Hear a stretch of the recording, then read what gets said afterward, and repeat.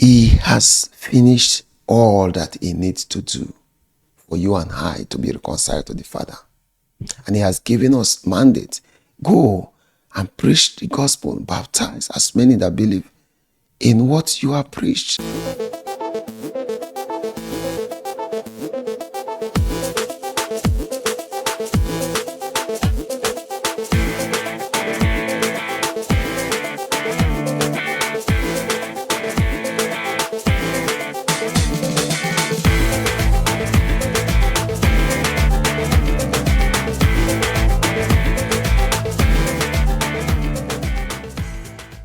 Good morning, good afternoon, good evening, good night. Wherever you're tuning into this channel, Oneverse, I want to welcome you to week 22 here on Oneverse International Nation, mainly on YouTube, but we are also available on other platforms like Facebook, Twitter, Instagram, TikTok. I want to sincerely thank you. Thank you for also participating in our live section at the end of the month's verses review that we just concluded on Saturday, 31st of May. And I want to sincerely thank my brother, Pastor Nomso, for stopping by and being a blessing to God's people. God bless you. That was a powerful section. And this week we'll be talking about Hebrews chapter 9 verse 28. So Christ was once offered to bear the sins of many, and unto them that look for him shall he appear the second time without sin unto salvation. Can we bow our hearts in prayer?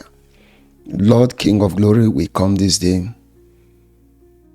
to thank you, appreciate you for how you have been leading us on this platform. Thank you for impressing on my heart to bring this verse of eternal value. I volunteer my vessel that you will speak through me. As many that come in contact with this video, Lord, shall be blessed. Take all the glory, take all the honor, because thou hast been so faithful in all your ways. Let glory and honor be ascribed unto you, even as blessings resident with the sons of men. In Jesus' mighty name I pray. Amen. Amen. Brethren, I can't stop thanking you for participating in our live section. Also my brother. And the verse of the week 22. So Christ was once offered to bear the sins of many, and unto them that look for him shall he appear again. Now this time around, it's unto salvation, the complete package of redemption, not to come and deal with sins. Brethren, you see, when we see verses like this in the scripture, the number one thing that should be of concern to us is the urgency to reconcile this world to God. For me, I say it as another reminder, timely reminder coming at this point in time, that there is nothing we will do again to bring Christ to come and die for sin again. The issue of sin, according to eternal perspective, has been settled. But the hindrance right now is dependent on you and I, our perception about sin and redemption. God has finished his work. Christ proclaimed it. It is finished. He proclaimed it, and that happens to put the seal on it. Brethren, so when we come in contact with verses like this, there should be a curiosity inside of us. There should be a sense of urgency. What am I doing to appreciate this painful sacrifice that Christ has gone through? That after Christ going through all this, you and I that claim to be Christians, we are sitting by and people are still going to hell when the issue of sin has been dealt with. Because whether we like it or not, even the one that will make hell tomorrow. Christ died for him. Christ died for her. And so that is why our life shouldn't be dependent on how much we can accumulate, how much we can gather here on earth. I just enjoy the way the Lord leads me. Truly, truly, this verse was not in retrospect that it will be the verse for week 22. And towards the end of the week, I come across a video about a lady.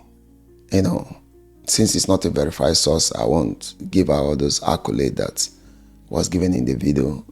But the video has it that she's a renowned writer. And, she got a lot of money, a lot of wealth. So the confession of the video was that I once have money, but today it means nothing to me because she is dying at age 40. She said she had a castle. Her house was like a castle to her. But at that present moment of this video, that she was, lying in one little corner in the hospital. She has whatsoever expensive bed you could think of, but she's lying down on, a general bed, and wheelchair has become, her transport means, because at that point she was suffering from stomach cancer. That story touched me, and it's a valid reminder that in all our getting, to know God and to believe and accept the redemption that was once offered to all mankind is the key. It's the most important thing that we should cherish in life. And we see stories like this happen where people are struggling helter-skelter to make ends meet, and some have, the favor to amass so much wealth that, money is not their problem, while others are in penury. But no matter what the case is, there is always the hand here on earth.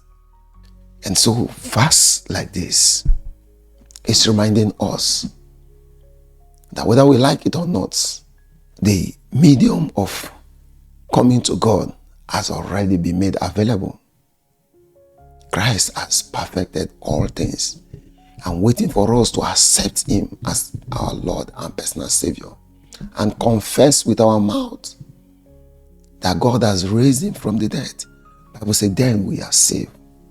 And then we believe in what he has taught us and continue in teaching and in practice of what he has taught us concerning the kingdom.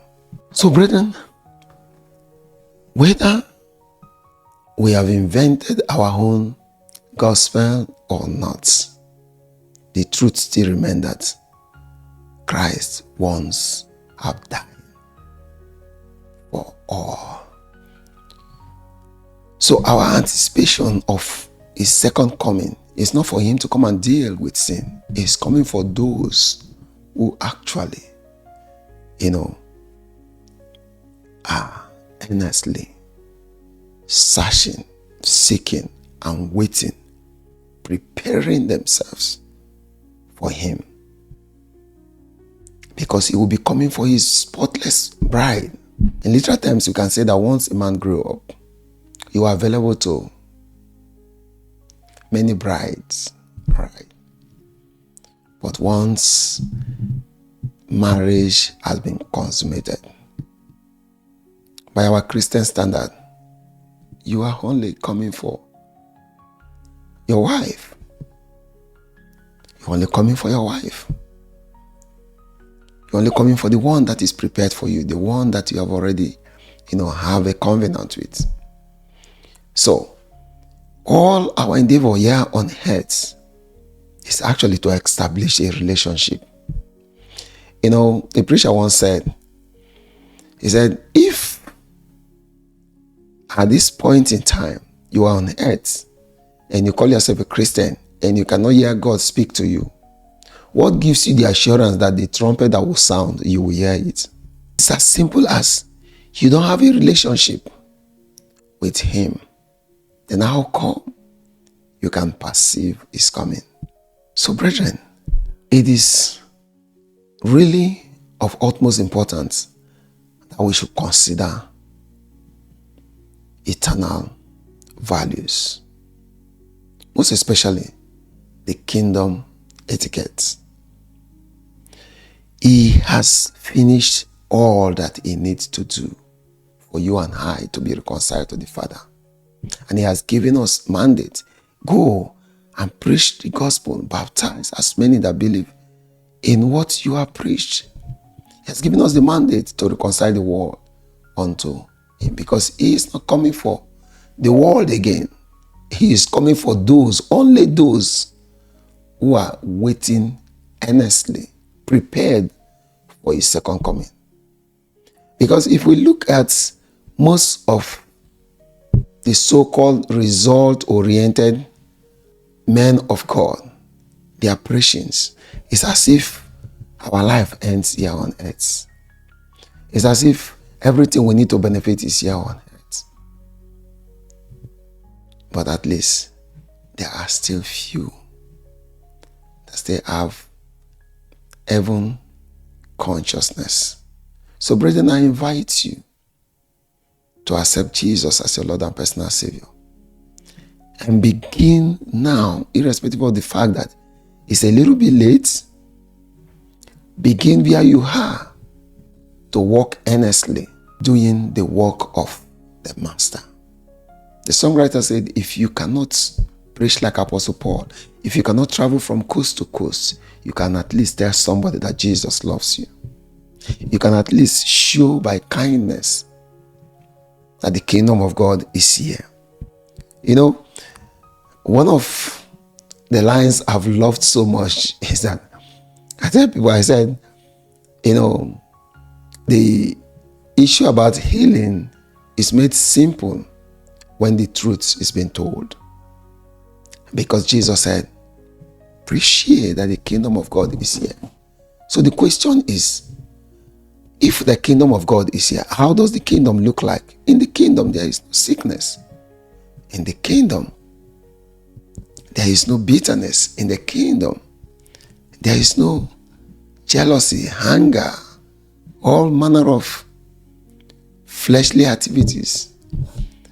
So, if you carry the kingdom, wheresoever you appear, you announce the kingdom, you should make sure that whatsoever that do not conform to the kingdom, whatsoever that does not look like characteristics in the kingdom, should leave immediately. And that is why we command sickness to leave. And that is why we don't have apology for saying the truth. Because I have given this illustration several times on this platform if you watch our videos. Just like the US ambassador in London, UK, will not conform to how the Europeans behave or their day-to-day activities. He is residing right on their soil, but that environment is that embassy. It's still American norms that are practiced. It's still American public holiday that were observed. It's still American, languages you will hear. So it's very obvious, it's very simple. When you are a Christian, you are an ambassador for Christ. And therefore, wheresoever you go, say, this you have seen me do those things. If Christ will not handshake with demons, why are demonic activities interest you? Why are demonic activities being part of your daily activities? It really did not make sense. But remember that Christ has died for many. He has been made manifest on earth, bore the sins of many. But he's coming back as a king. And as a king to those who are eagerly, earnestly waiting for him. Can we bow our hearts in prayer? Father, I want to thank you. I want to give you all the glory. I want to give you all the honor for this, message that you have impressed on my heart to bring to my people. I ask that Lord God, King of Glory, whosoever come in contact with this shall be blessed. And whosoever that has accepted you as their Lord and personal Savior, I ask that the complete package of the kingdom, feel or dwell in the abode of such, in the mighty name of Jesus. Amen. Just like Jesus said, when you obey my commandments, I, the Father, and the Holy Spirit will come and dwell with you. I ask on thy heaven that the kingdom of God, the rules and regulation, the characteristics of the kingdom begin to be your priority. And wheresoever those threats are not seen, you call a shot and transform it to be the kingdom of God. God bless you.